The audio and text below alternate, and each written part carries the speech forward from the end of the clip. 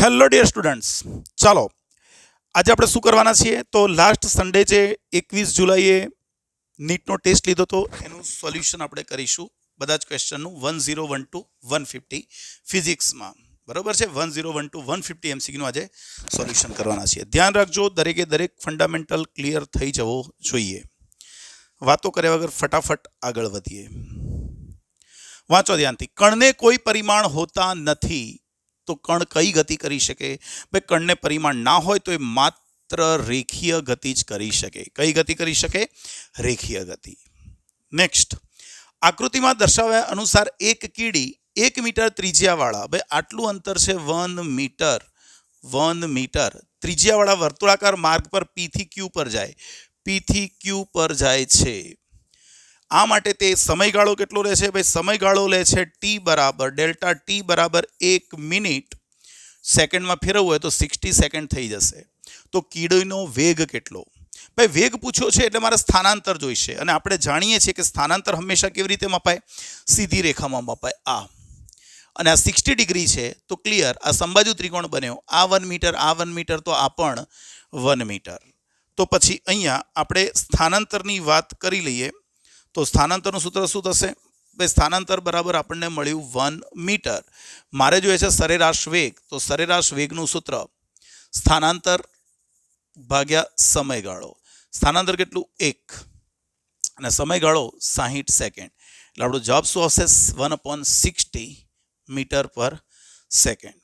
Next, 60 centimetre ત્રિજ્યા ધરાવતા એક વર્તુળાકાર પથ પર એક કીડી 60 સેન્ટીમીટર સ્થાનાંતર અનુભવે છે તો કાપેલ કુલ અંતર. દેખો, હમણાં જે ગણ્યું એના જેવું ઊંધો જ છે. એક વર્તુળાકાર પથ છે, એના ઉપર કીડી અહીંયાથી અહીં સુધી પહોંચી.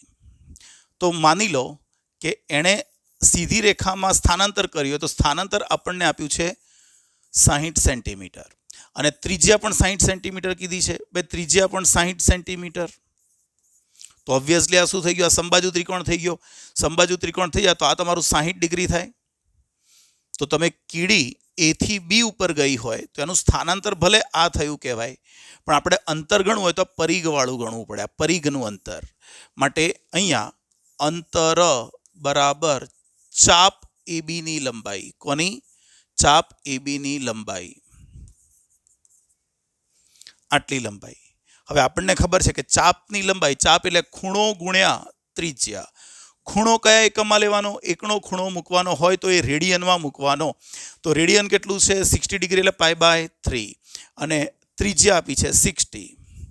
તો આ તમારું 20 પાઈ જવાબ આવી જશે. ખરું? 20 પાઈ. નેક્સ્ટ, આકૃતિમાં કોઈ ગતિમાન ખટારા માટે ઝડપ વિરુદ્ધ સમયનો આલેખ આપ્યો છે. ઝડપ વિરુદ્ધ સમય, તો છેલ્લી 2 સેકન્ડમાં કાપેલું અંતર. ભાઈ ઝડપ વિરુદ્ધ સમય, આના ઉપરથી જો મારે અંતર જોઈતું હોય, અંતર, જો પ્રવેગ જોઈતો હોય તો ઢાળ શોધવો પડે, અંતર જોઈતું હોય તો ઘેરાતું ક્ષેત્રફળ શોધવું પડે. શીખવાડ્યું છે. તો વેગ વિરુદ્ધ સમયના આલેખ વડે છેલ્લી 2 સેકન્ડ, ભાઈ છેલ્લી 2 સેકન્ડમાં એણે આટલું ક્ષેત્રફળ કાપ્યું, તો એ ક્ષેત્રફળ એટલે અંતર થશે. તો અંતર શું થશે? 1/2 ગુણ્યા પાયો એટલે 5 થી 7 એટલે 2, અને વેધ એટલે 20. તો ઉડી જશે એટલે 20 મીટર જવાબ આવે. કયો જવાબ? સી. નેક્સ્ટ, પદાર્થનું સ્થાન સમય સાથે આ સૂત્ર મુજબ બદલાય છે. તો જ્યારે પ્રવેગ શૂન્ય હોય, પ્રવેગ શૂન્ય થાય ત્યારે વેગ કીધો છે. ઉભા રહો, પહેલા તો x નું સૂત્ર લખવા દો. x શું છે?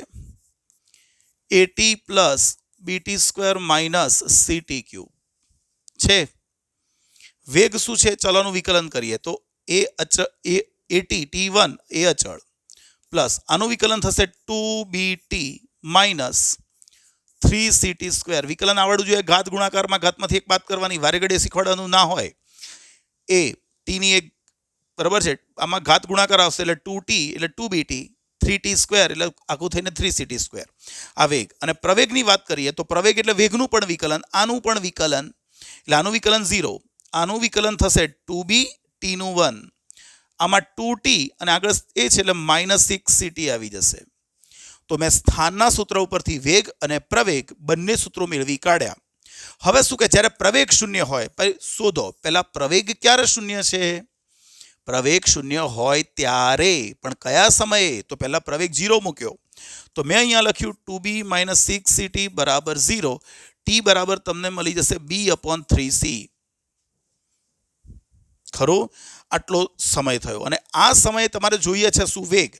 આ સમયે પ્રવેગ શૂન્ય થયો, પણ એ સમયે તમારે વેગ જોઈએ, તો આ સમીકરણ વેગમાં મૂકવાનું. તો v બરાબર a પ્લસ 2b, અને t ની જગ્યાએ તો આવશે b/3c માઇનસ 3ct², તો -3c, અને t ની જગ્યાએ b/3c². તો ચાલો અહીંયા a પ્લસ આ થઈ જશે 2b²/3c, એક 3c ઉડી જશે તો આ થઈ જશે b²/3c. તો a પ્લસ b²/3c આવી જશે આપણો જવાબ. તો આપણો જવાબ કયો આવી જશે? એ આપણો જવાબ આવી જ જાય. સહી હે? સહી હે. ચલો નેક્સ્ટ. અમુક ઊંચાઈ પરથી એક પદાર્થને પડતો મૂકવામાં આવે છે ત્યારે h જેટલું અંતર કાપે ત્યારે વેગ v થાય છે. વેગ બમણો થાય તે માટે વધારાનું અંતર. આપણે માની લો કે એક ઊંચાઈએથી જ્યારે પદાર્થને અહીંયા છોડ્યો એટલે એનો પ્રારંભિક વેગ કેટલો? 0. હવે એણે h અંતર કાપ્યું ત્યારે એનો વેગ થયો v. તો હવે એનો વેગ 2v ક્યારે થશે? ચલો h1 અંતર હું માની લઉં એણે h કાપ્યું, અહીંથી અહીં સુધીનું અંતર આપણે ધારી લઈએ h2. તો આપણે સૂત્ર જાણીએ છીએ ભાઈ, કાપેલું અંતર d બરાબર v0t પ્લસ હાફ at² અથવા gt² લખો તો gt². ધ્યાન રાખો, ચલનથી દાખલો ગણાવો. પ્રારંભિક વેગ કેટલો? 0, પડતો મૂક્યો, તો d બરાબર 1/2 gt². ભાઈ સ્થાનાંતર એ કાપેલું અંતર એ સમયના વર્ગના સમપ્રમાણમાં, 1/2 અચળ g અચળ. ખરું? તો હવે અહીંયા સૂત્ર મુકાય. ચલન મેં કેવી રીતે શીખવાડ્યું છે? જો સમપ્રમાણમાં હોય તો h2/h1. અરે અહીંયા વેગ શબ્દ વાપરવાનો છે. નહીં, સોરી ભાઈ, મારી ભૂલ થઈ, મને સમય બમણો લાગ્યો, વેગ બમણો કરવાનો છે. તો આ સૂત્ર નહીં આવેલા છોકરાઓ, આ સૂત્ર નહીં આવે છોકરાઓ, મારી ભૂલ થઈ ગઈ થોડીક. ખરું ને? તો આ સૂત્ર નહીં આવે. અહીંયા ધ્યાન રાખો, ફરીવાર v0 બરાબર 0. એણે જ્યારે h અંતર કાપ્યું ત્યારે એનો વેગ થયો v. તો h1 બરાબર આપણે કહીએ h અંતર. હવે જ્યારે એનો વેગ 2v થાય ત્યારે અંતર શોધવાનું છે, બરાબર? તો આ અંતર હું h2 કહી દઉં. પણ અહીંયા અંતર કયું કીધું છે? વધારાનું અંતર. એ પછી વાત કરીએ. તો મેં માન્યું કે જ્યારે તમે એને છોડ્યો ત્યારે h અંતર કાપીને એનો વેગ કેટલો થયો? v. એટલે h1 બરાબર h. તો h2 અંતર જ્યારે એનો વેગ 2v થાય તો સૂત્ર આ મૂકીએ. અહીંયા મારાથી ભૂલ થઈ ગઈ હતી. v² - v0²/2g. પ્રારંભિક વેગ 0, પ્રવેગા તો d ચલે છે v². મેં એવું વિચાર્યું કે ડબલ સમયમાં કેટલું અંતર કાપશે, મગજમાં એવું હતું, વેગ બમણો થાય એવું છે. ઓકે, કોઈ પ્રોબ્લેમ નહીં. તો d2/d1 બરાબર અહીંયા મુકાય v2/v1². પ્રારંભિક ઝડપ હતી v, નવી ઝડપ થવી જોઈએ 2v². તો આ થઈ ગયું 4. તો d2 અંતર પહેલા કરતાં કેટલું હશે? 4 ગણું. તો d1 એટલે કે h1 અંતર આપણું હતું h, તો નવું અંતર h2 કેટલું થશે? 4h. તો સમજો, તમારો પદાર્થ જ્યારે h અંતર કાપે છે ત્યારે વેગ v થાય. ટોટલ 4h અંતર કાપે છે, અહીંથી અહીં સુધી ટોટલ કાપ્યું 4h, ત્યારે એનો વેગ બમણો થયો. તો એનો વેગ v માંથી 2v થવામાં કેટલું અંતર કાપ્યું? v માંથી 2v થવામાં વધારાનું અંતર કાપ્યું 3h. આટલું 4h, આટલું h. તો h હતો અંતર ત્યારે વેગ હતો v. 4h અંતર કાપી રહ્યો ત્યારે વેગ થયો 2v. તો v માંથી 2v થવામાં એણે વધારાનું અંતર કેટલું કાપ્યું? 3h. નેક્સ્ટ. સ્થિર સ્થિતિમાંથી શરૂ કરી એક કાર x જેટલા અચળ પ્રવેગથી ગતિ કરે છે, તે પછી y પ્રતિ પ્રવેગથી ગતિ કરીને સ્થિર થાય છે. ગતિ દરમિયાન લાગતો કુલ સમય t હોય તો કારનો મહત્તમ વેગ. વિચારો, કારે અહીંથી ગતિ ચાલુ કરી એટલે એનો પ્રારંભિક વેગ 0. માની લો કે એ શરૂઆતમાં x જેટલા પ્રવેગથી ગતિ કરે છે અને એને સમય લાગે છે t1, ત્યારે એનો વેગ થાય છે v. અહીં સુધી વેગ વધ્યો. ત્યાર પછી એણે શું કર્યું? પ્રતિ પ્રવેગથી ગતિ કરી. એટલે અહીંથી આગળ એને પ્રતિ પ્રવેગ -y થી ગતિ કરી અને છેવટે સ્થિર થાય. એવું માની લઈએ કે પ્રતિ પ્રવેગી ગતિ માટેનો સમય હશે t2. પણ આપણને તો કુલ સમય આપ્યો છે ભાઈ. કુલ સમય તો હું જાણું છું ટી, પણ કેટલો? ટી એટલે T1 પ્લસ T2, પ્રવેગી ગતિનો પ્લસ પ્રતિપ્રવેગી ગતિનો. તો અહીંયા મહત્તમ વેગ કેટલો? ભાઈ વેગ હતો અહીંયા 0, ત્યાંથી પ્રવેગીના અંતે થયો v, અને ત્યારબાદ પ્રતિપ્રવેગી એટલે ઘટવા માંડ્યો. તો આ તો મહત્તમ વેગ હશે. આ જે વેગ હશે એ તમારો કેવો હશે? મેક્સિમમ વેગ હશે. તો એક કામ કરીએ, આ સૂત્ર વાપરીએ, v બરાબર v0 પ્લસ at. ચાલો, અંતિમ વેગ v, પ્રારંભિક વેગ 0, પ્રવેગ x, સમય t1. તો t1 શું મળી જશે આપણને? v upon x. અને અહીં જોઈ લઈએ તો ફરી સૂત્ર મૂકીએ, v બરાબર v0 પ્લસ at. આ ગતિ માટે પ્રારંભિક કેટલો? તો પ્રવેગી ગતિનો જે અંતિમ હતો એ પ્રતિપ્રવેગી ગતિનો પ્રારંભિક થાય, એટલે અહીંયા હશે v. અંતિમ વેગ 0 થાય છે, અહીંનો પ્રવેગ માઇનસ, અને સમય કેટલો? t2. તો t2 ને કરતા બનાવી દઈએ તો v અપોન y. તો પછી અહીં મૂકી દો. ચાલો, માટે કુલ સમય t બરાબર આ થઈ ગયું v upon x plus v upon y. v ને કોમન કાઢી લો તો અહીંયા થશે 1 upon x plus 1 upon y into v. t બરાબર x plus y upon xy into v. તો v ને કરતા બનાવી દો તો મળી જશે xy upon x plus y into t. એટલે એનો મહત્તમ વેગ હશે xy upon x plus y into t. Next, સ્થાનાંતર અને પથ લંબાઈનો ગુણોત્તરનું મૂલ્ય. ભાઈ આપણે જાણીએ છીએ કે સ્થાનાંતર is always less than or equal to પથ લંબાઈ. ખરો? Less than or equal to પથ લંબાઈ. તો પથ લંબાઈને નીચે લાવી દો તો સ્થાનાંતર છેદમાં પથ લંબાઈનો ગુણોત્તર 1 અથવા 1 કરતા ઓછો હોય. ક્યાં છે આવો જવાબ? ડી. એક બગીચામાં માણસ 30 મીટર ત્રિજ્યાના વર્તુળ પથ પર 2 પરિભ્રમણ પૂરા કરે છે. એક પરિભ્રમણ પૂરું કર્યું, બીજું પરિભ્રમણ પૂરું કર્યું. તો એની પથ લંબાઈ કેટલી? ભાઈ 2 વાર પરિભ્રમણ પૂરા કરે એટલે પથ લંબાઈ એટલે 2 પરિઘ જેટલું થાય. એક પરિઘ 2πr નો, તો 2 પરિઘ થયા 4πr. અને આ ગતિ દરમિયાન એનું સ્થાનાંતર કેવું હોય? તો ભાઈ 2 પરિભ્રમણને અંતે તો એ મૂળ સ્થાને પાછો આવી ગયો હશે, એટલે એનું સ્થાનાંતર 0. તો તમારે પથ લંબાઈ અને સ્થાનાંતરનો તફાવત જોઈએ છે. તો આનો નાનો તફાવત એટલે એ જ આવશે 4πr. r કેટલું છે? 30. 4π ગુણ્યા 30 કેટલું થઈ ગયું? 120 પાઈ. શું જવાબ આવશે? 120 પાઈ. નેક્સ્ટ, એક કાર પ્રથમ અડધા સમય સુધી 40ની ઝડપે, બીજા અડધા સમય સુધી 60ની ઝડપે ગતિ કરે તો સરેરાશ સમય. ભાઈ સમય સમાન હોય તો આપણે શું ભણી ગયા હતા? સરેરાશ ઝડપ એટલે જાણે કે એવરેજ કાઢતા હોય એ જ રીતે કાઢી નાખવાનું, બધાનો સરવાળો ભાગ્યા n. તો અહીંયા એક 40 છે, એક 60 છે, ભાગ્યા 2, તમારી ઝડપ મળશે 50 કિલોમીટર પર અવર. ખરો? નેક્સ્ટ, એક્સ અક્ષ પર ગતિ કરતા કણ માટે એક્સ સૂત્ર આપેલું છે. એક્સ શું આપેલું છે? 2 - 5t + 60². તેનો પ્રારંભિક વેગ. ભાઈ એના વેગનું સૂત્ર જો મારે જોઈતું હોય તો આનું વિકલન કરવું પડે 100%. અને વિકલન શું થશે? 2 અચળ એટલે 0. આનું થશે -5 t નું 1, અને આનું થશે 12t. પણ આપણને કયો વેગ પૂછ્યો છે? પ્રારંભિક વેગ. ભાઈ પ્રારંભિક વેગ એટલે કયા સમયનો વેગ? 0 સમયનો વેગ. તો પ્રારંભિક વેગ જોઈતો હોય તો આ સમીકરણમાં 0 મૂકી દેવાના. તો 12 × 0 0. તો પ્રારંભિક વેગ કેટલો આવી જશે? -5 મીટર પર સેકન્ડ. નેક્સ્ટ, એક પદાર્થનું સ્થાનાંતર આપેલું છે 4s બરાબર m + 2nt4. તો કોઈ પણ સમયે વેગ સિમ્પલ ભાઈ, ચાલો આનું વિકલન કરી નાખો. t સાપેક્ષે વિકલન તો તમને વેગ મળી જશે. તો 4s નું વિકલન ds/dt બરાબર, આનું વિકલન તો 0 થઈ ગયું. આનું વિકલન શું થશે? 8nt3. તો 4 બટ સ્થાનનું સમયની સાપેક્ષે વિકલન એટલે કોણ મળી જશે? વેગ. 8nt3. 8 તો અહીંયા 2 થઈ જશે, માટે 2nt3. કેટલા સહેલા દાખલા છે ખરું? 2nt3. ગતિની શરૂઆત કરતા પદાર્થનું t સમય સ્થાનાંતરનું સૂત્ર આપ્યું છે. ભાઈ સ્થાનાંતર એટલે x લખી લઉં. ચાલો, કેટલું છે? 15t - 4t². જ્યારે વેગ 7 થાય ત્યારે સમય. પેલા વેગનું સૂત્ર ક્યાં છે? આ તો સ્થાનનું સૂત્ર છે.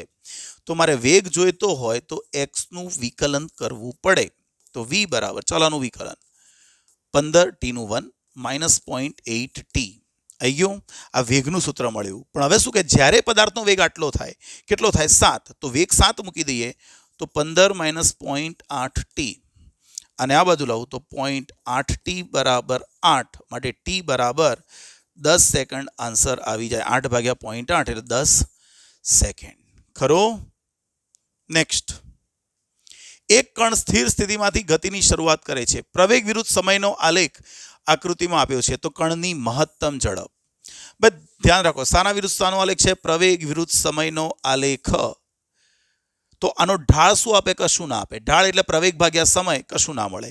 પણ ક્ષેત્રફળ, આલેખ વડે ઘેરાતું ક્ષેત્રફળ તમને શું આપશે? વેગનો ફેરફાર. લખ્યું તો વેગનો ફેરફાર આપશે. તો જો હું આ ક્ષેત્રફળ શોધું તો 0 સમયથી ચાલુ કરીને 11 સેકન્ડ સુધી જે વેગ હશે એનો ફેરફાર આપશે. તો ભાઈ વેગનો ફેરફાર એટલે ઘેરાતા ભાગનું ક્ષેત્રફળ. ચાલો, વેગનો ફેરફાર કેટલો? તો ભાઈ 11મી સેકન્ડનો વેગ માઇનસ પ્રારંભિક વેગ. ક્ષેત્રફળ એટલે 1/2 ગુણ્યા પાયો ગુણ્યા વેધ એટલે 10. આ થઈ જશે તમારું 55. આ થઈ જશે શું? તમારું 55 થઈ જશે. ખરું? તો અહીંયા જુઓ V11, પણ પ્રારંભિક વેગ જોઈ લો તો સ્થિર છે. સ્થિર સ્થિતિમાં જે પ્રારંભિક વેગ 0, તો 11મી સેકન્ડે વેગ હશે 55 મીટર પર સેકન્ડ. પણ આ વેગ જ એનો મહત્તમ વેગ હશે. કેમ કે જુઓ 11 સેકન્ડ સુધી એનો પ્રવેગ ઉપર છે એટલે ધન છે. પ્રવેગ ભલે શરૂઆતમાં 10 હતો, પ્રવેગ ઘટતો ગયો. પ્રવેગ ઘટે છે, વેગ નથી ઘટતો. પ્રવેગ ઘટતો ગયો છતાં પણ અહીં સુધી તો પ્રવેગ ધન જ છે. પ્રવેગ ધન હોય એટલે શું? વેગમાં વધારો જ થશે. વેગમાં વધારો થયો તો 11 સેકન્ડ સુધી વેગમાં વધારો થયો. 11 સેકન્ડ પછી કદાચ ઘટી શકે, પણ 11 સેકન્ડ સુધી તો વેગ વધ્યો જ. તો 11 સેકન્ડને અંતે જે વેગ હશે એ સૌથી મહત્તમ હશે. એટલે આપણો વેગ 55 આવે, મહત્તમ વેગ. નેક્સ્ટ, એક કણ માટે આ સમીકરણ આપેલું છે. અરે યાર, તો આને તમને શું ગણવાનું છે? વેગ અને પ્રવેગના સમીકરણ. ખાલી 2 વાર વિકલન કરવાનું છે બાયોલોજી વાલો. તો v ઇઝ ઇક્વલ ટુ, આનું વિકલન કરીએ તો શું આવશે? 2at plus b. અને ફરી વાર વિકલન કરીએ તો માત્ર 2a. એટલે આ વેગ આવશે ને આ પ્રવેગ આવશે. 2at plus b plus 2a. તો આપણો આન્સર આવી ગયો 100 આવી જશે.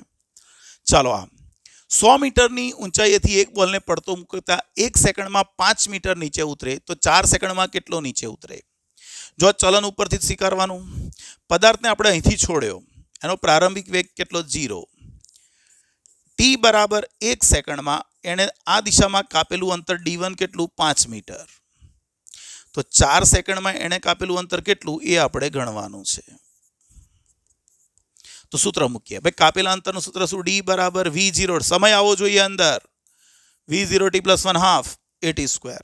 તમે પડતો મૂકો છો એટલે પ્રારંભિક વેગ 0, તો d બરાબર 1/2, પ્રવેગ એટલે g અને t². હવે ચલનની રીત વાપરી નાખો. જો આ તો અચળ જ છે, 1/2 g અચળ, તો મારથી શું થાય? d ચલે છે t².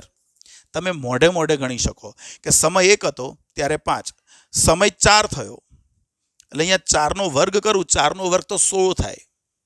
4નો વર્ગ 16 થાય. ખરું કે નહીં? તો 16 ગણું એનું અંતર થઈ જાય, 16 × 5 = 80. અને એમ ના ગણવું હોય તો d2/d1 બરાબર શું થશે? અહીંયા d2/d1 બરાબર, બોલો, સમય કેટલો? 4 સેકન્ડ ના છેદમાં 1 સેકન્ડ. t2/t1, t2 સમય છે 4 અને પેલો 1, તો આ થઈ જશે 16. માટે d2 બરાબર 16 × 5, 80 મીટર આપણો જવાબ આવી જાય. ખરું?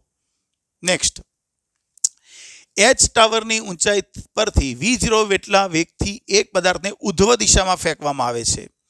તે જમીનને સ્પર્શે ત્યારે વેગ v0 થાય તો h કેટલું? બસ સમજો, અહીંયા થોડીક ટ્રીક વાપરી છે પણ ગભરાવા જેવું કશું નથી. માની લો કે ટાવરની હાઈટ છે h.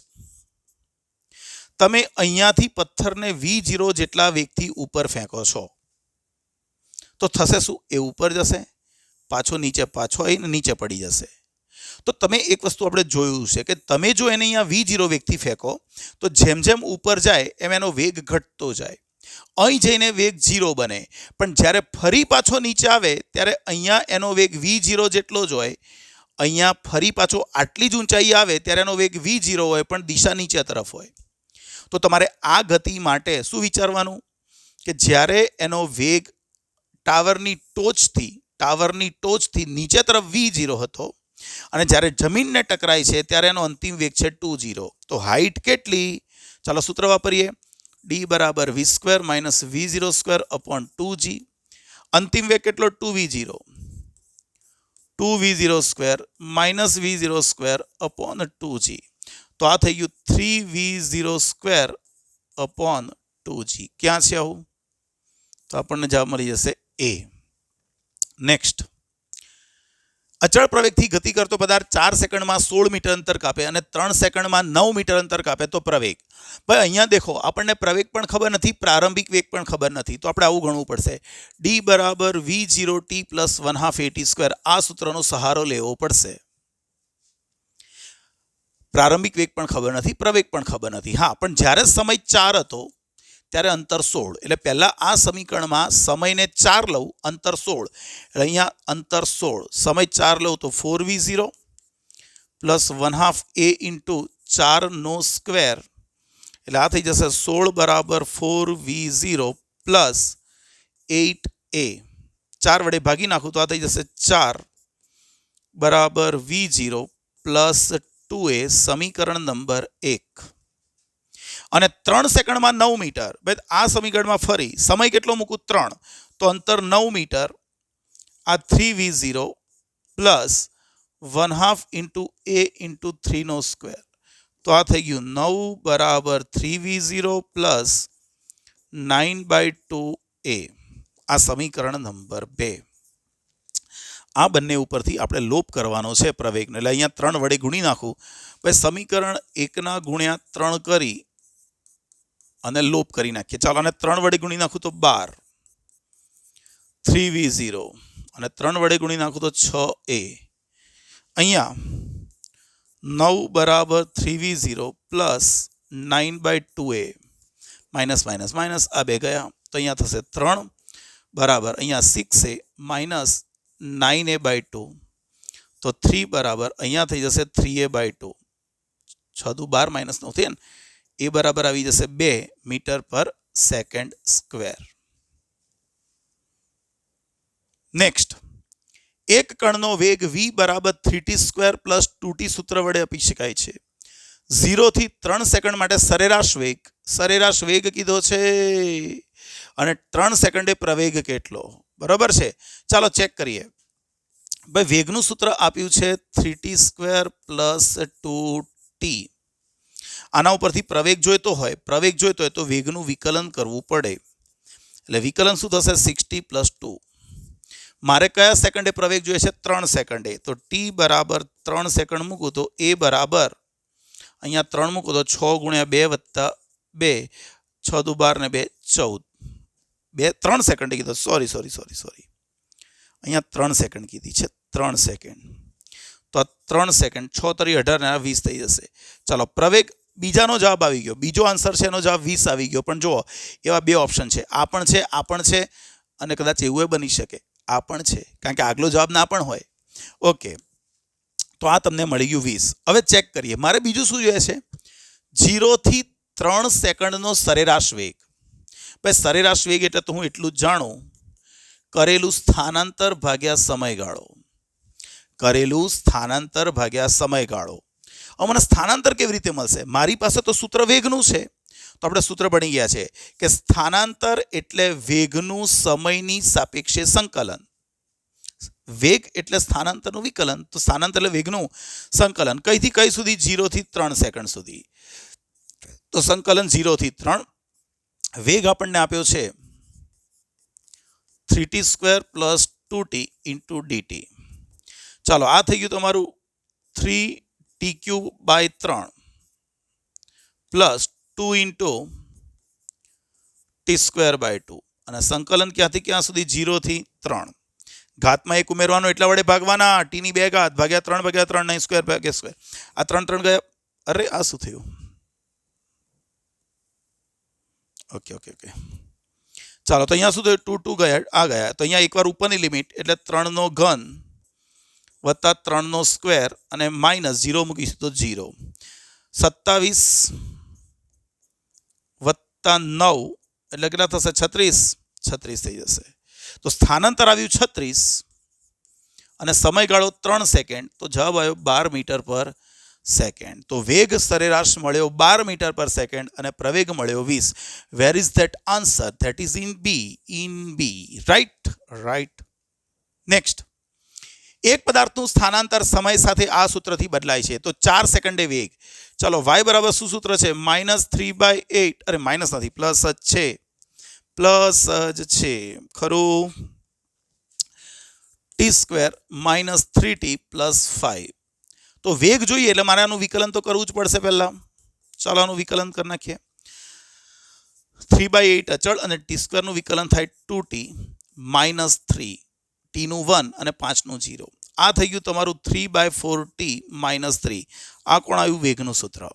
પણ મારે 4 સેકન્ડે વેગ જોઈએ છે, તો સમય મારે 4 મૂકી દેવાનો. તો 3/4 × 4. ખરું? કયા સમયે? 4 સેકન્ડે જોઈએ છે, તો -3. તો આ તમારો જવાબ આવી ગયો 0. ખરું? નેક્સ્ટ, એક અચળ પ્રવેગથી એક કણ સુરેખ પથ પર સ્થિર સ્થિતિમાંથી ગતિની શરૂ કરે છે, તો તેને 9મી ને 8મી સેકન્ડે કાપેલા અંતરનો ગુણોત્તર. ભાઈ nમી સેકન્ડમાં કાપેલા અંતરનું સૂત્ર શું છે? પ્રવેગી ગતિ કરતા પદાર્થે nમી સેકન્ડમાં કાપેલું અંતર બરાબર સૂત્ર ભણી ગયા છે v0 + a/2 2n - 1.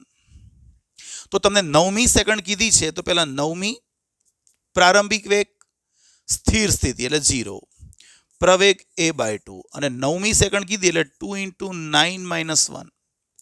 બીજી કઈ સેકન્ડ કીધી છે? 8મી. તો અહીંયા મૂકી દઈએ. ચાલો 0 પ્લસ પ્રવેગ તો a/2 પણ સમય કેટલો?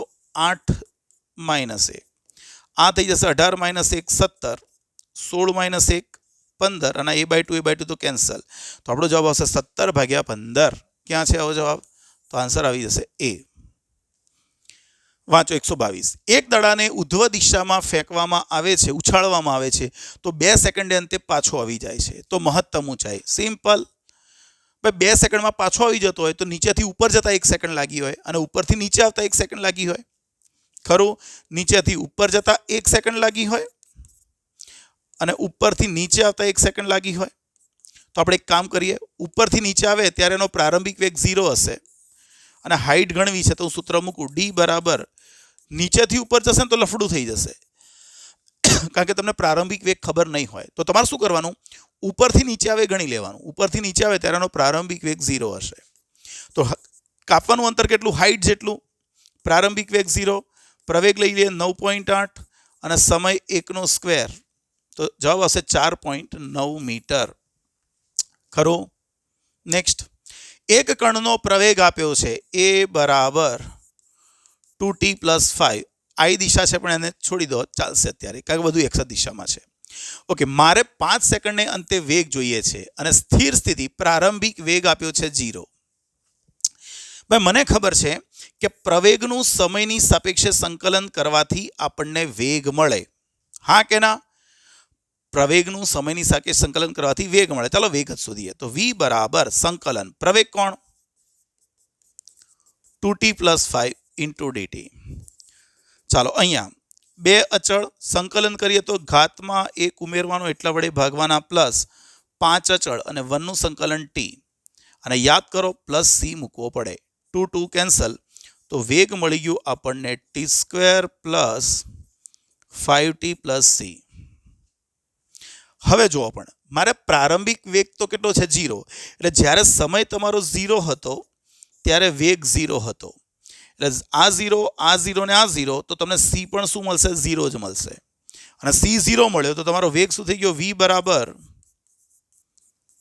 t² + 5t થઈ ગયું ને? t² + 5t. તો 5 સેકન્ડને અંતે વેગ ગણવાનો છે. 5 સેકન્ડને અંતે તો 5 નો સ્ક્વેર + 5 × 5 કેટલો આવી જશે? 50 મીટર પર સેકન્ડ. 50 મીટર પર સેકન્ડ. ખરું? ખરું. નેક્સ્ટ, આકૃતિમાં કોઈ કણ માટે સ્થાનાંતર વિરુદ્ધ સમયનો આલેખ દર્શાવ્યો છે. તો કણની ઝડપ, ભાઈ સ્થાના વિરુદ્ધ સ્થાનો x વિરુદ્ધ t નો આલેખ. તો આનો ઢાળ જે છે, ઢાળ એ આપણને શું આપે? એની દિશા સાથે ગણીએ તો વેગ, નહીં તો એ ઝડપ ગણી શકાય, મૂલ્ય કહેતો. અને આપણે જાણીએ છીએ કે કોઈક રેખા એક્સ અક્ષ સાથે થીટા કોણ બનાવે, કોઈ રેખા એક્સ અક્ષ સાથે થીટા કોણ બનાવે તેનો ઢાળ કેટલો થાય? Ten theta. માટે ઢાળ બરાબર ઝડપ અને ઝડપ બરાબર શું થશે? Ten theta. ટેન થીટા એટલે ટેન 30 ડિગ્રી. 30 ડિગ્રી એટલે 1/√3. ક્યાં છે આવી ઝડપ? તો આપણને મળી જશે સી. નેક્સ્ટ, વાહનની ઝડપ 3 ગણી કરવામાં આવે તો આપેલ પ્રતિપ્રવેગ માટે સ્ટોપિંગ ડિસ્ટન્સ સિમ્પલ યાર 9 ગણું થાય. કેવી રીતે? But D is equal to સૂત્ર શું છે? પ્રતિપ્રવેગી ગતિ કરતા પદાર્થે કાપેલા અંતરનું એક સૂત્ર આ રહ્યું. પ્રતિપ્રવેગ બદલવાનો નથી, એ બદલવાનો નથી. સ્ટોપિંગ ડિસ્ટન્સ એટલે વાહનને આપણે સ્ટોપ કરી દેવાનું છે. તો સૂત્ર બની જશે ડી બરાબર અંતિમ વેગ 0 પ્રારંભિક v0² પ્રતિપ્રવેગ છે એટલે માઇનસ લઈ લઉં તો કાપેલું અંતર બરાબર v0²/2a. તો પછી કાપેલું અંતર ચલે છે પ્રારંભિક વેગના વર્ગના સમપ્રમાણમાં. તો જ્યારે વેગ v0 હોય તો ડી અંતર કાપતો હોય તો તમે વેગ 3 ગણો કરો, ઝડપ 3 ગણી કરો, 3 ગણી ઝડપ કરી નાખો તેનો સ્ક્વેર થાય એટલે અંતર કેટલા ગણું થાય? 9 ગણું. તો અહીંયા d2/d1 બરાબર v02/v01 નો સ્ક્વેર. આમ ગણવું હોય તો આમ v0 શરૂઆતમાં ઝડપ હતી v0, પછી ઝડપ થઈ 3v0, 3 ગણી કરી તો d2 બરાબર આ થઈ જશે 9 અને d1 સામે જશે તો 9d1. અંતર 9 ગણું થઈ જાય. આવામાં ગણતરી ના કરવાની હોય, ડાયરેક્ટ મગજમાં હોવું જ જોઈએ કે ડી ચલે છે v², વેગ 3 ગણો થાય તો અંતર 9 ગણું થાય. એક પદાર્થ સ્થિર સ્થિતિમાંથી એ જેટલા પ્રવેગથી ગતિ કરે છે, જો n સેકન્ડને અંતે તેનો વેગ v હોય તો છેલ્લી 2 સેકન્ડમાં કાપેલું અંતર. ભાઈ પદાર્થનો પ્રારંભિક વેગ છે 0, એનો પ્રવેગ છે a અને એવું કહે છે કે t બરાબર n સમય પછી એનો વેગ v છે. તો v બરાબર સૂત્ર મૂકી દઈએ. ચાલો, v બરાબર v0 + at. પ્રારંભિક વેગ 0 + a સમયગાળો n માટે v આપણને મળશે an. પણ આપણે તો છેલ્લી 2 સેકન્ડમાં કાપેલું અંતર, ભાઈ છેલ્લી 2 સેકન્ડમાં કાપેલું અંતર શોધવું હોય તો nમી સેકન્ડ વાળું સૂત્ર વાપરીએ. પ્રારંભિક વેગ v0 + a/2 2n - 1. તો છેલ્લી 2 સેકન્ડ, ભાઈ છેલ્લી 2 સેકન્ડ કઈ? 9મી 10મી 19મી 20મી ખબર નથી. જો પદાર્થ n સેકન્ડમાં પડતો હોય તો છેલ્લી 2 કઈ થાય? એક nમી અને એક એની આગળમી. n સેકન્ડમાં નીચે પડી જતો હોય તો છેલ્લી 2 કઈ? એક છેલ્લી એટલે nમી અને એક એની આગળની n - vમી. એટલે છેલ્લી 2 સેકન્ડમાં અંતર કેવું હોય? તો nમી સેકન્ડમાં કાપેલું પ્લસ એની આગળની એટલે n - 1મીમાં કાપેલું. ચાલો, v0 તો કેટલો છે? 0 છે. તો સૂત્ર મૂકીએ. આ તો 0 છે તમારું. તો અહીંયા a/2 2n - 1 પ્લસ આ સૂત્રમાં હવે આના માટે કિંમત n ની જગ્યાએ શું મૂકવાની? n - 1. તો આ a/2 બંનેમાંથી કોમન અહીં રહેશે 2n - 1. આ a/2 બહાર લઈ લીધા. અરે રે,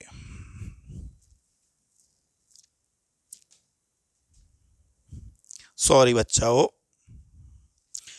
થોડુંક લફડું થઈ ગયું. આ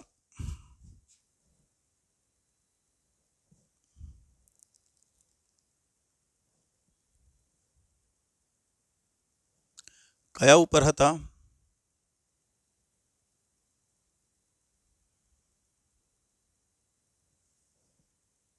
ઓકે, તો અહીંયા આ બંનેમાંથી a/2 શું કરી લઈશું? કોમન લઈ લઈશું. બંનેમાંથી a/2 શું લઈ લઈશું? કોમન. તો અહીંયા 2n - 1 રહેશે અને અહીંયા પ્લસ, બોલો તો 2n - 2 - 1 એટલે -3 થઈ જશે. ખરું? આ પ્લસ. ચાલો, તો a/2 આ થઈ ગયું તમારું 4n - 4. 4 કોમન કાઢી લઉં તો અહીંયા 2a n - 1. ભાઈ આ બંનેમાંથી 4 કોમન નીકળે પણ બાર 2 છે એટલે ભાગ્યા 2 થઈ જશે ને. હવે આ સૂત્ર આવ્યું આપણી પાસે, પણ આપણે તો v અને n માં જવાબ લાવવાનો છે. તો અહીંયાથી a ને કરતા બનાવીએ તો એ શું થશે? v/n. તો અહીંયા મૂકી દો 2v n - 1/n. તો આપણો જવાબ આવે. ક્યાં છે આવો જવાબ? તો આપણો જવાબ આવો સી આવી ગયો. હા કે ના? હા.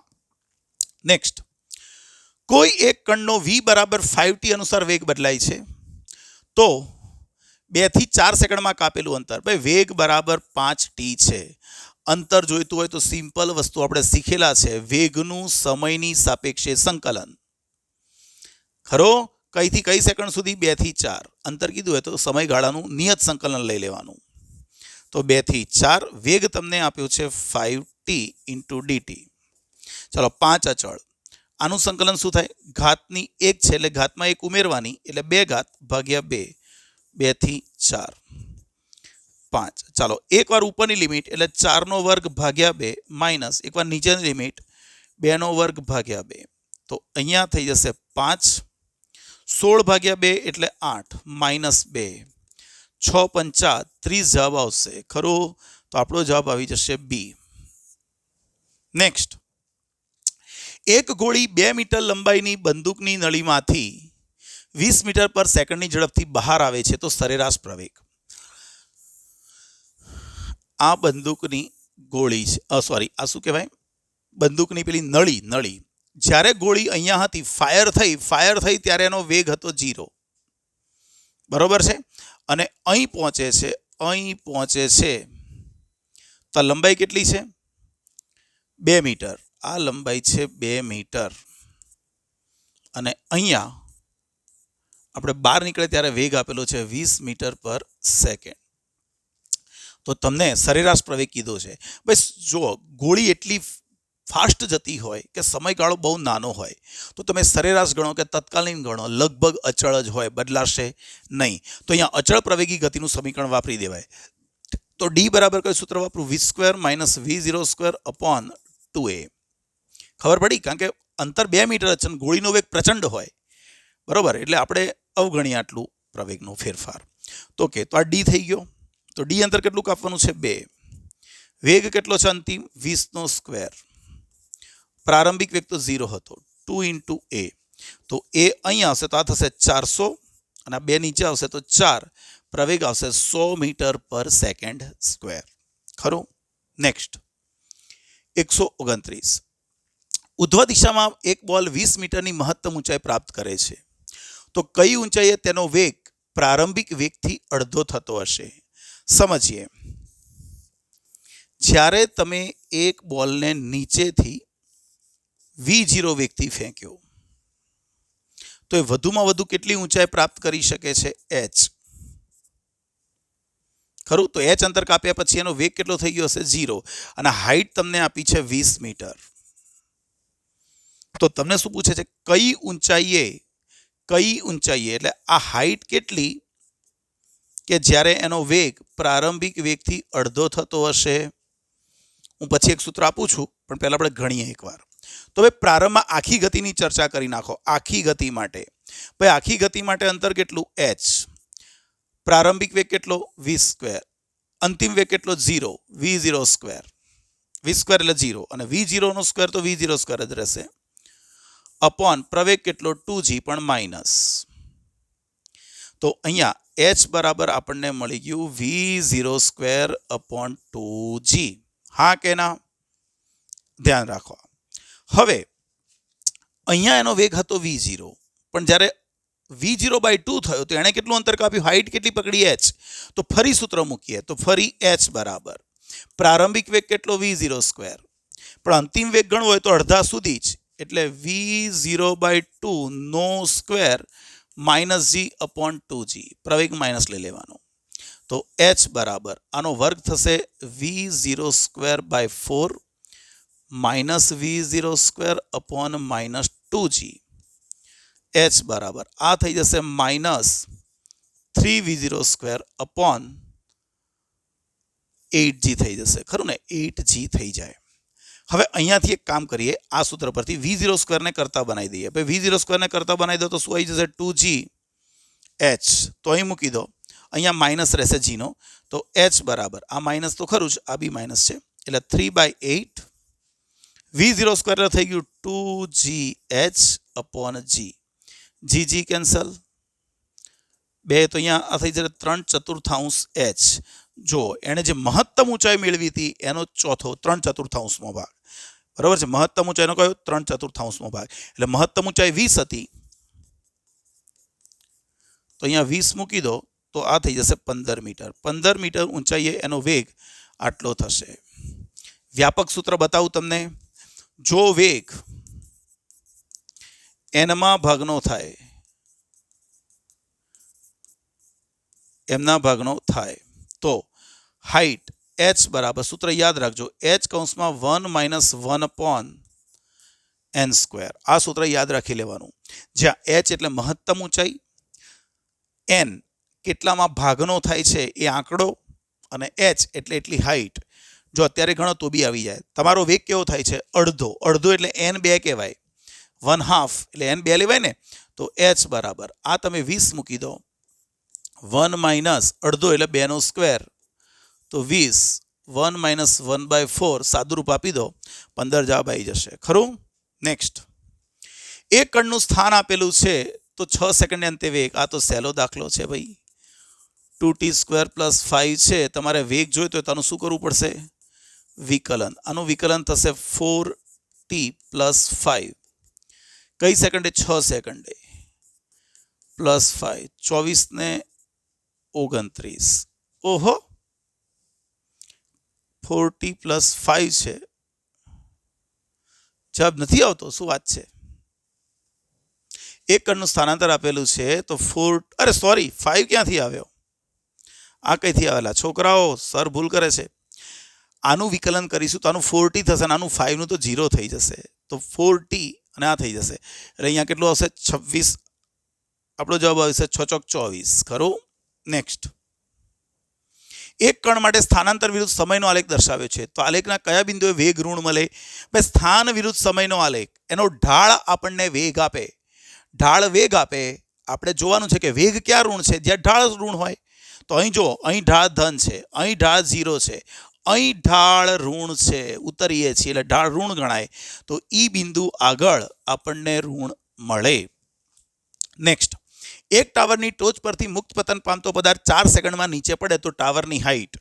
બટ ટાવરની હાઈટ ઉપરથી પદાર્થ અહીંથી ચાલુ કરેલા પ્રારંભિક વેગ 0, નીચે પડતા સમય લાગ્યો 4 સેકન્ડ. તો કાપેલું અંતર d બરાબર v0t ½ gt². ડી એટલે કેટલું અંતર? ભાઈ, ટાવરની હાઈટ જેટલું અંતર કાપેલું હશે. પ્રારંભિક વેગ કેટલો? 0, 1/2. જી કેટલો? 10 લઈ લો, અને સમય કેટલો? 4/2. તો આવી ગયું 80 મીટર. શું આવી ગયું? 80 metre. Next, M1, M2, M3 દળવાળા 3 પદાર્થોને O બિંદુ પરથી સ્થિર સ્થિતિમાંથી મુક્ત કરતા જમીન પર પહોંચતા ઝડપનો ગુણોત્તર. ભાઈ, પદાર્થ નાનો હોય, મોટો હોય કે જે પણ હોય, ગુરુત્વાકર્ષણમાં પદાર્થનું દળ મહત્વનું નથી. પ્રવેગ તો બધા ઉપર સરખો જ લાગે. તો આપણે ઝડપ ગણવાની છે, તો સૂત્ર મૂકું, d બરાબર v² - v0²/2a. બધા પ્રારંભમાં કેવા હતા? સ્થિર, એટલે આ તો 0 થશે. તો d બરાબર v²/2a. તો હવે ધ્યાનથી જોજો ભાઈ, પ્રવેગ બધા માટે સરખો, ગુરુત્વ પ્રવેગ, અને બધાને એક જ બિંદુએથી મુક્ત કરવામાં આવે એટલે આ પણ સરખું. તો એના વેગ પણ સરખા જ હોય. વેગ પણ બધા નીચે પહોંચે ત્યારે સરખા જ હોય, 1/1.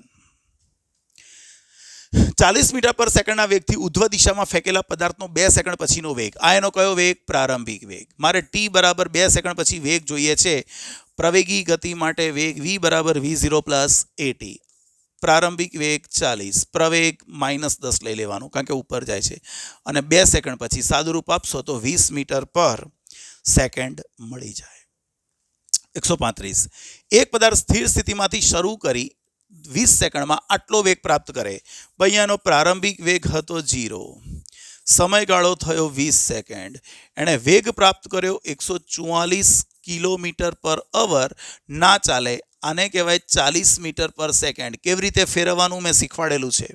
આના ગુણ્યા શું કરવાના? 5/18. 18 8 144 ને 8 5 40.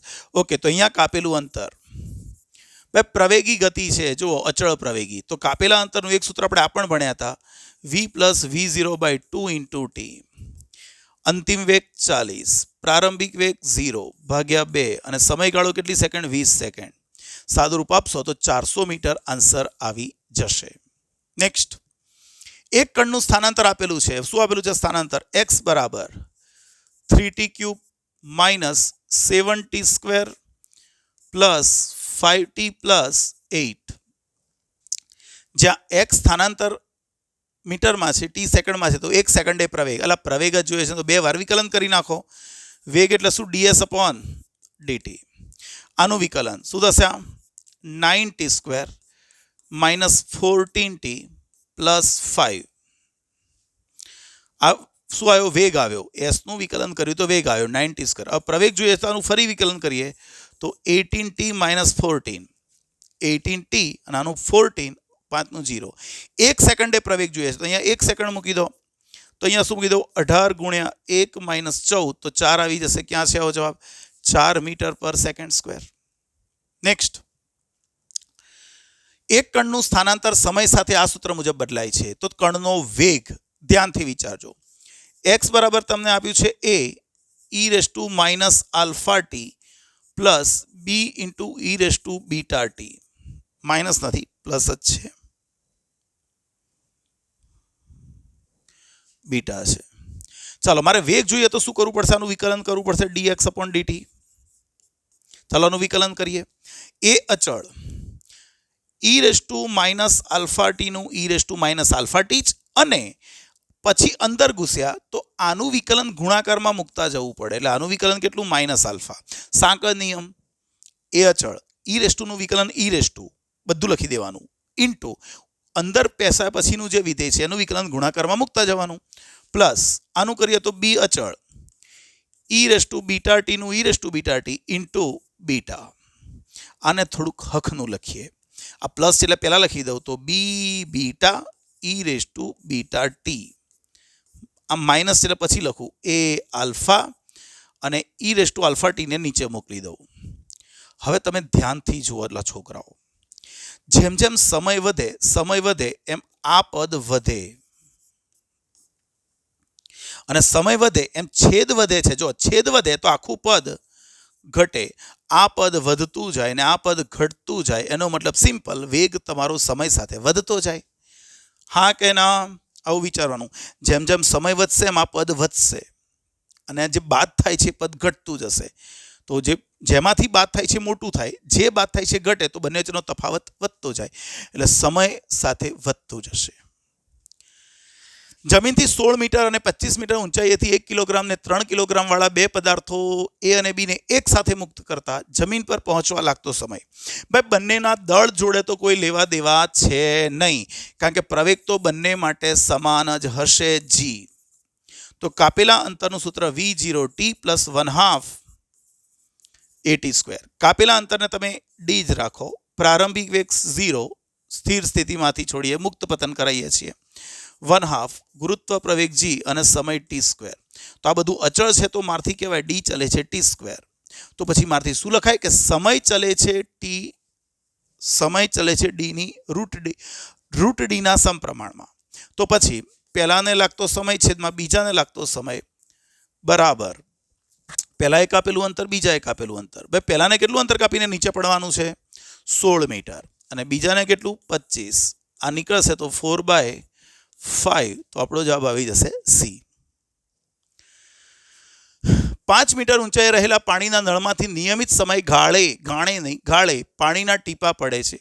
જે ક્ષણે નળીમાંથી પાણીનું ત્રીજું ટીપું નીકળે છે તે ક્ષણે પહેલું ટીપું જમીનને સ્પર્શે છે. તો પાણીનું બીજું ટીપું જમીનથી કેટલી ઊંચાઈ હશે? મજાનો MCQ છે, થોડોક ટફ છે આ. ભાઈ, માની લો કે આ એક નળ છે. આ નળમાંથી પહેલું ટીપું છૂટ્યું. ભાઈ, કોઈ પણ ટીપું અહીંથી નીકળશે, એનો પ્રારંભિક વેગ 0. આ નળ કેટલો ઊંચાઈ આવેલો છે? 5 મીટર ઊંચાઈએ.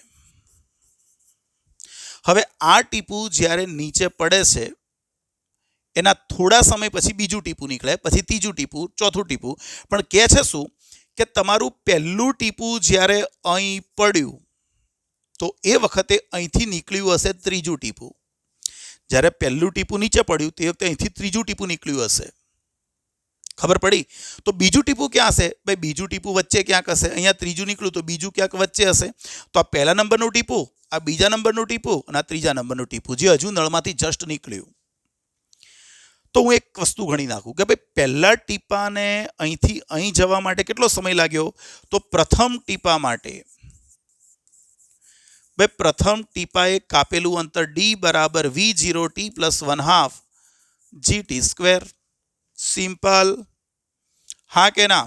મેં ગણી નાખ્યું કે જે પહેલું ટીપું છે એ પહેલા ટીપાને અહીંથી અહીં જવા માટે સમય લાગ્યો ટી. કેટલો સમય લાગ્યો? ટી લાગ્યો. બરાબર છે? પહેલા ટીપાને અહીંથી અહીં જવા માટે ટી સમય લાગ્યો. ગુરુત્વ પ્રવેગ G10 લેવો હોય તો લઈ લેવાનો, નહીં તો ચાલશે. અને અંતર છે 5 મીટર. તો આ છે 5 મીટર 1/2 ગુરુત્વ પ્રવેગ, ચાલો 10 લઈ જ લઈએ, ઇન્ટુ t².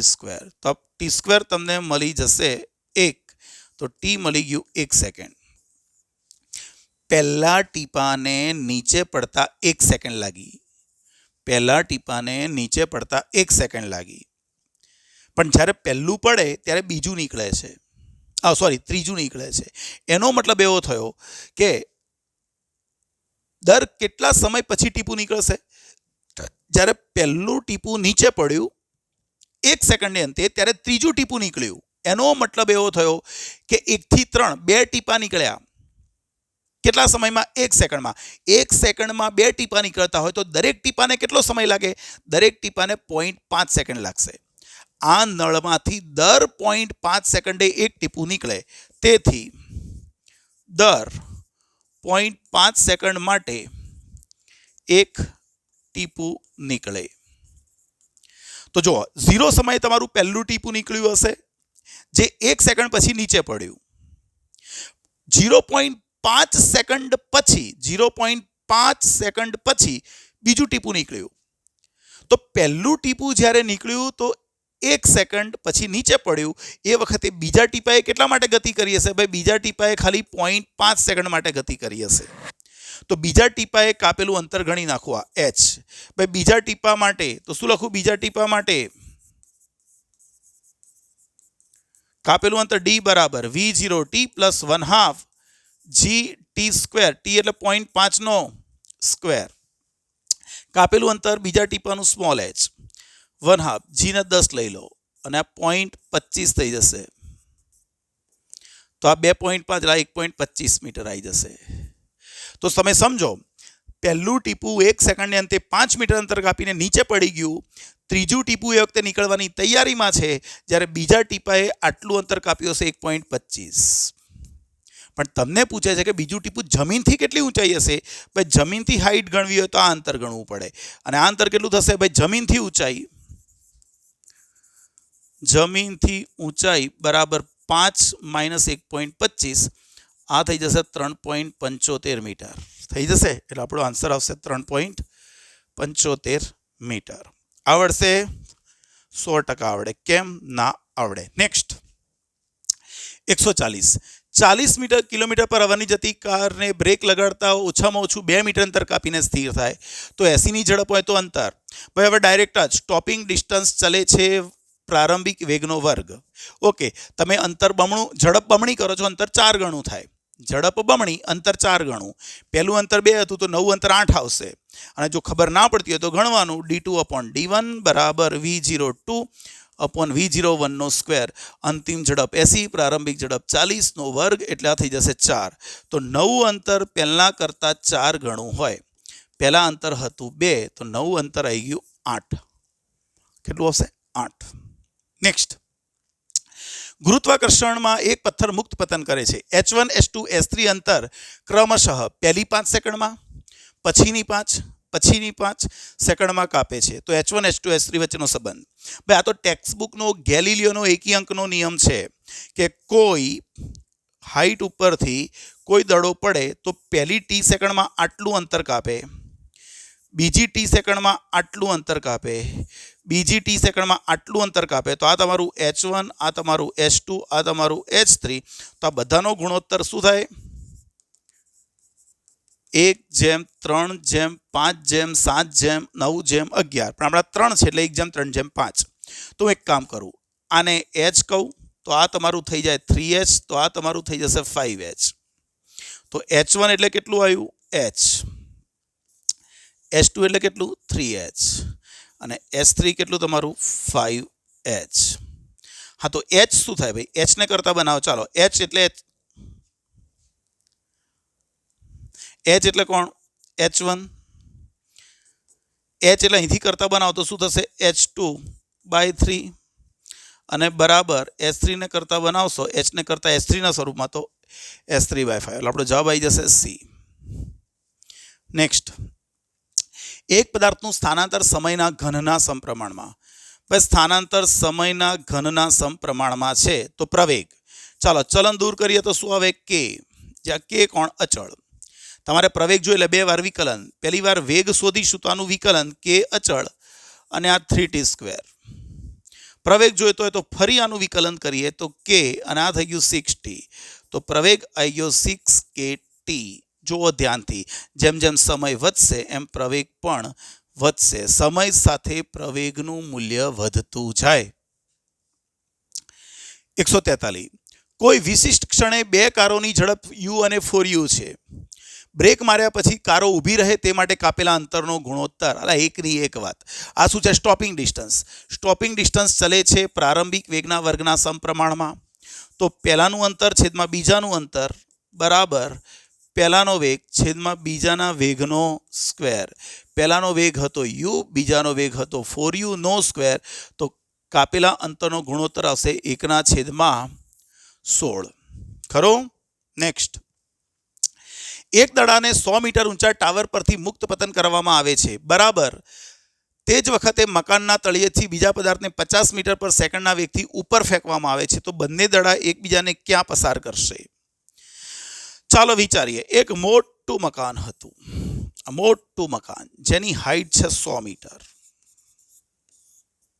તમે અહીંયાથી એક પદાર્થને મુક્ત પતન કરાવડાવો છો ત્યારે એનો વેગ હશે 0. જ્યારે આને મુક્ત પતન કરાયું બરાબર એ જ સમયે અહીંથી એક પદાર્થને ઉપર ફેંક્યો. કેટલા વેગથી ફેંક્યો? 50 મીટર પર સેકન્ડથી ઉપર ફેંક્યો. હવે આ નીચે જતો જશે, આ ઉપર આવતો જશે. એક સમય એવો આવશે કે જ્યારે બંને એક જ હાઈટે આવશે. તો આને અહીં આવતા t સમય લાગ્યો, તો આને અહીં આવતા પણ t જ સમય લાગ્યો. પણ આણે અહીંથી અહીં આવવા માટે માનો લો કે d અંતર કાપ્યું. આણે અહીંથી અહીં આવવા માટે d અંતર કાપ્યું હોય તો આણે કેટલું અંતર કાપ્યું હોય? ટોટલ અંતર હતું 100. આણે d કાપ્યું હોય તો આણે કાપ્યું હોય 100 - d. ખરું? તો પછી આની ગતિ માટે સૂત્ર વાપરીએ. ચાલો, d બરાબર v0t + 1/2 at². તો d કેટલું લેવાનું? ભાઈ d એટલે ખબર નથી આપણને. પ્રારંભિક વેગ કેટલો? 0. 1/2 પ્રવેગને હું 10 લઈ લઉં, અહીંયા કીધું જ છે. અને સમય ખબર નથી. તો d અંતર મળ્યું આપણને 5t². સમીકરણ નંબર 1. સેમ વસ્તુ આની ગતિની ચર્ચા કરીએ હવે. તો ભાઈ એણે કાપેલું અંતર કેટલું? 100 - h, 100 - d. એને મળવા માટે કેટલું અંતર કાપ્યું? 100 - d. એનો પ્રારંભિક વેગ તો હતો 50. ખરું? એટલે v0t એટલે 50t + 1/2. પ્રવેગ ઉપર જાય છે એટલે કેટલો? -10 અને સમયગાળો t². તો 100 - d બરાબર 50t - 5t². આ વેલ્યુ અહીં મૂકી દઈએ તો 100 - 5t² બરાબર 50t - 5t². આવી ગયો? ચાલો આ બે કેન્સલ. તો આને કરતા બનાવો તો t બરાબર 2 સેકન્ડ આવી જાય. આ 50 નીચે આવી જશે તો 2 સેકન્ડ થઈ જાય. ખરું કે નહીં? નેક્સ્ટ, જો x p સમયે સ્થાનાંતર x બરાબર અહીંયા t રહી ગયો છે ભાઈ, t રહી ગયો છે. તો x બરાબર a cos t છે. તો પ્રવેગ ભાઈ પહેલાનું વિકલન કરી નાખશો તો a અચળ અને cosનું વિકલન શું થાય? -sin t. ખરું? x a cos t આપ્યો છે. તમારે વેગ જોઈએ છે તો વેગ બરાબર આનું વિકલન a અચળ cosનું -sin t. અને પ્રવેગ જોઈતો હોય તો -a અને સાઈનનું વિકલન cos t. તો આપણો જવાબ આવશે -a cos t. 146. યુ ઝડપથી ઊંચે ફેંકેલા પદાર્થે મહત્તમ ઊંચાઈ પ્રાપ્ત કરે તે પહેલાની છેલ્લી ટી સેકન્ડમાં કાપેલું અંતર.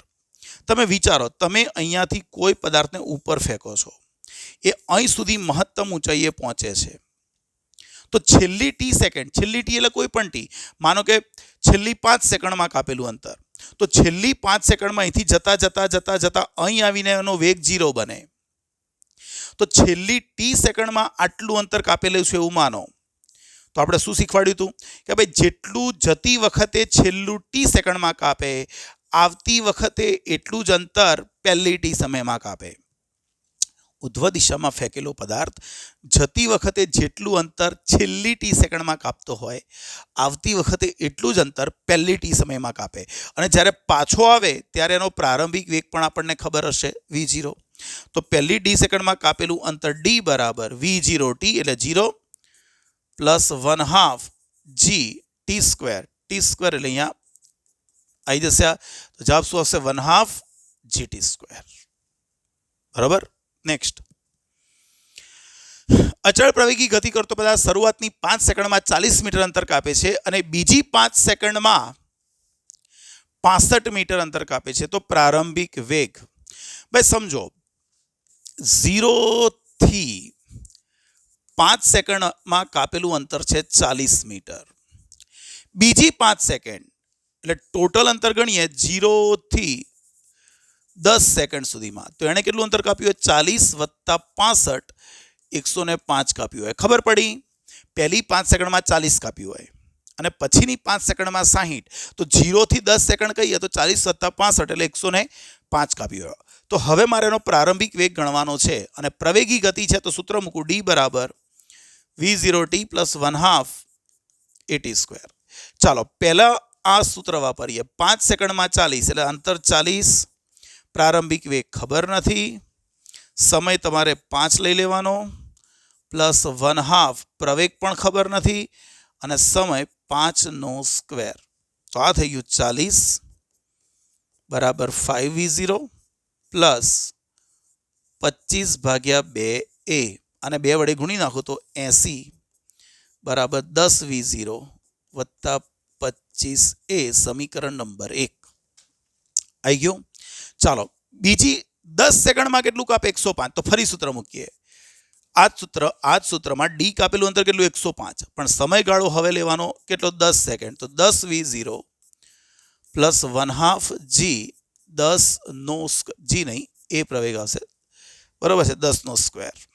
તો ચાલો 105 બરાબર 10v0 પ્લસ આ કેટલું થઈ જશે? 50a, બરાબર છે, 50a થઈ જશે. તો જો લોપ કરી નાખીએ આપણે, v0નો પહેલા લોપ કરી નાખીએ તો 2 માંથી 1 માઇનસ કરતા, આમાંથી આ માઇનસ કરીએ, 105 માઇનસ 80 એટલે 25 થશે, બરાબર 10v0 minus 10v0 0, 50a minus 25 એટલે 25a થશે. તો પ્રવેગ તમને મળી ગયો 1 મીટર પર સેકન્ડ સ્ક્વેર. આ કેટલું છે? 5, એટલે નીચે આવશે ને. હવે પ્રવેગ 1 મળી ગયો તો કોઈ એકમાં મૂકી દો. ચાલો આમાં પ્રવેગ 1 મૂકી દઈએ. 1 મૂકી દઈએ તો શું થાય? 25. તો સમીકરણ 1 પરથી 80 બરાબર 10v0 વત્તા 25 ગુણ્યા a, એટલે આ બાજુ આવે તો 80 માંથી 25 જાય 55, કેટલા રહે? 65, 55 બરાબર 10v0. તો v0 શું આવશે? 5.5 મીટર પર સેકન્ડ. 10 વડે ભાગી નાખો તો 5.5 આવી જાય. ખરું? ખરું.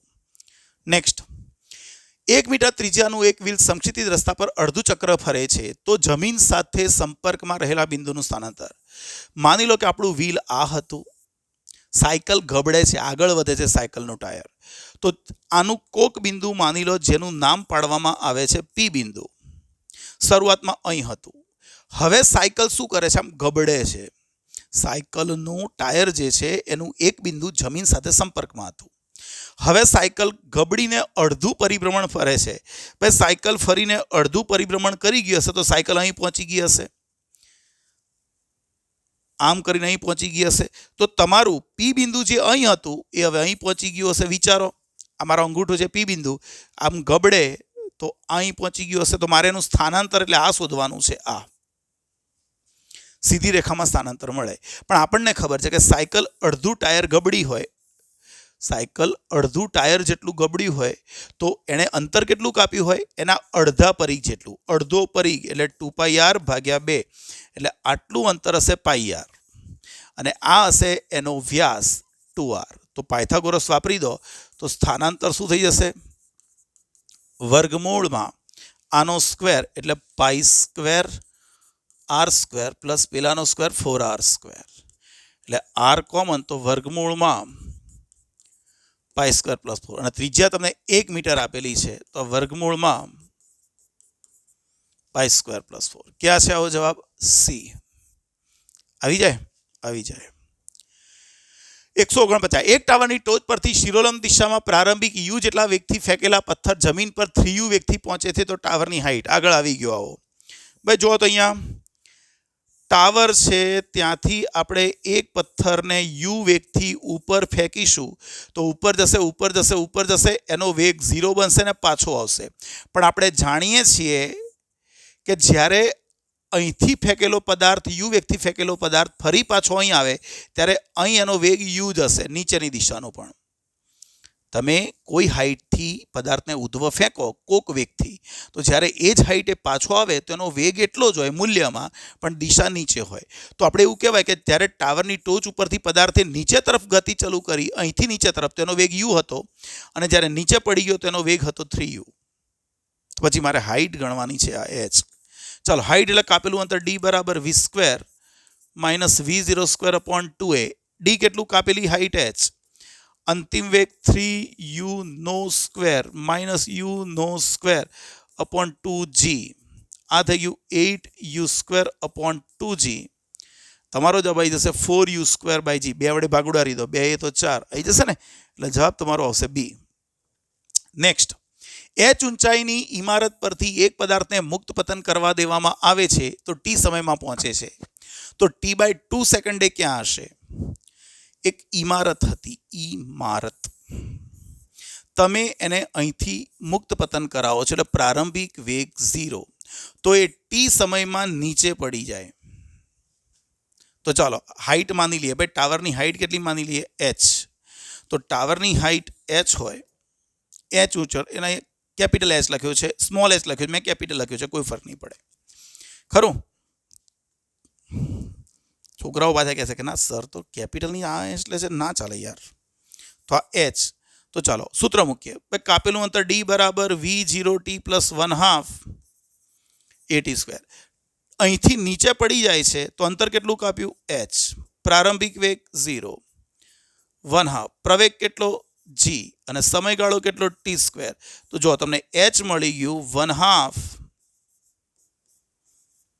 gt². સમીકરણ નંબર 1. તો તમને શું પૂછે છે? t/2 સેકન્ડે ક્યાં હશે? ચાલો, t સમયમાં નીચે પડી ગયો તો t/2 સમય ક્યાં હશે? ભાઈ t/2 સમય સપોઝ અહીં પહોંચ્યો, અહીંથી અહીં આવતા કેટલો સમય લાગ્યો? અહીં આવતા સમય કેટલો લાગ્યો? t/2.